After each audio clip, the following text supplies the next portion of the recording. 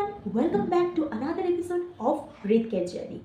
So today's video, it will be something different and it's the trends in all over the world. So I hope you all are fine and healthy.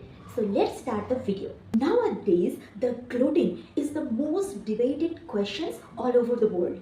Some says it's the hidden enemy which causes bloating, brain fog and other chronic diseases. Others argue that it's perfectly safe unless you have a celiac disease. But what's the truth? Is gluten really bad for our body or just it's a health fad? For these doubtable questions, we will dive deep into the science, medicine and myths about the gluten to know its reality. Mainly, gluten is not a single substance. It's a group of protein which found in the wheat, barley, rye. The main protein which contains in gluten that are gliadin and glutenin. When the gluten mixes with water, it gives the elasticity. For that reason, bread makes the soft and the chewy texture. Without gluten, pizza would not stretch, bread would not raise, and cake wouldn't fluffy. Mainly, gluten is the storage of protein in the grains. When we eat gluten, in our body, the stomach and pancreas releases some enzymes to break the gluten into small peptides. However, gluten is unusually resistant to full breakdown. Some peptides, especially gliadin fragments, survive digestion. In most of the people, these fragments passes through intestine without harmful. But in some patients who are genetically suspected, for them their immune system thinks the gluten as a threat and triggers the inflammation. True gluten problem is a celiac disease, which is an autoimmune disorder. In some people with the specific genes, gluten triggers as an abnormal immune response. The immune system attacks the small intestine, mainly the tiny finger-like projection, to absorb nutrition.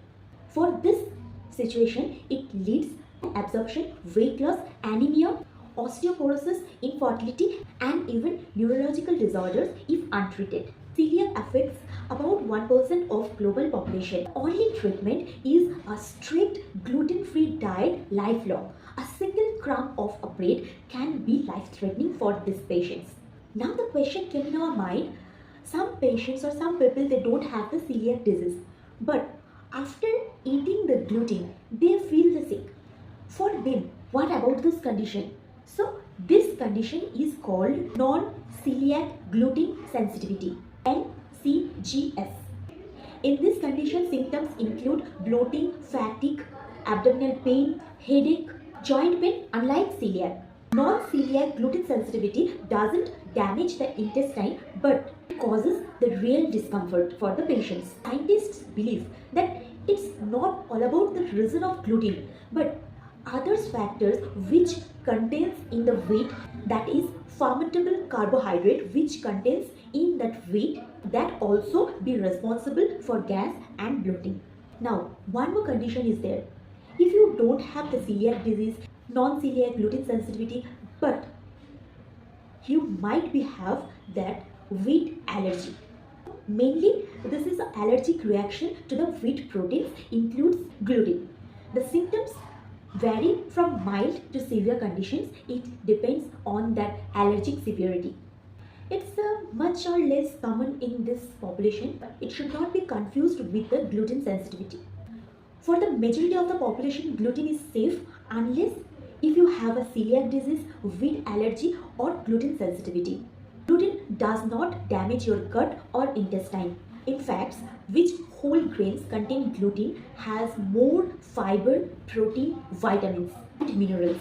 Scientifically, if you don't have like allergy condition, wheat sensitivity or celiac disease, so wheat will be a very good option because whole grains helps to reduce the LDL cholesterol, yani bad cholesterol. It helps to improve the gut microbiome diversity, and sometimes the people to search the gluten-free diet, they are suffer from the nutrition deficiency because there is the chances of nutrition deficiency like iron, vitamin B, fiber. Some people argue that gluten can cause from the Alzheimer's disease to autism, but in reality, very less person suffer with neurological disease from the gluten, that is gluten ataxia. Gluten can be worsen symptoms, but for the majority of the population, there is no strong evidence that gluten can damage the brain. Nowadays, all over the world, gluten-free business is making lots of money. But in the reality, people who don't have any celiac disease condition, any wheat sensitivity, or any allergic, they are simply buying the non-gluten diet and follow the trend. But the reality is, in the packet of gluten-free food, there is the chances of more sugar, carbohydrate, and calories, but there is less amount of fiber. So going to the trend and following the gluten-free diet without any medical condition, you may actually harm your body, or you may actually harm your health. To summarize, gluten should be avoided in the three conditions. First of all, if you have the celiac disease. Second, if you have the wheat allergy. And third, if you have non-celiac gluten sensitivity. In these three conditions, you should avoid gluten. Otherwise, you can eat gluten because the gluten contains more mineral, fiber, and vitamins. So at the last of this video, the most wanted question, is gluten really bad for your health? So my answer is, it depends. For the small amount of people, gluten can be harmful, but majority of the people, gluten is very safe and helpful. Gluten is not a villain. Whole grain foods which contains gluten, it's really helpful for our body.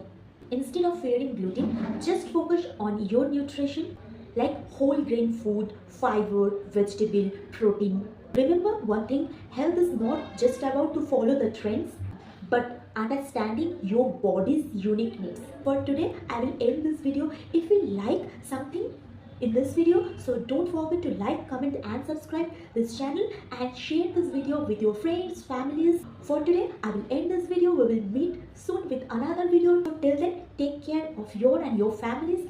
Stay safe and healthy.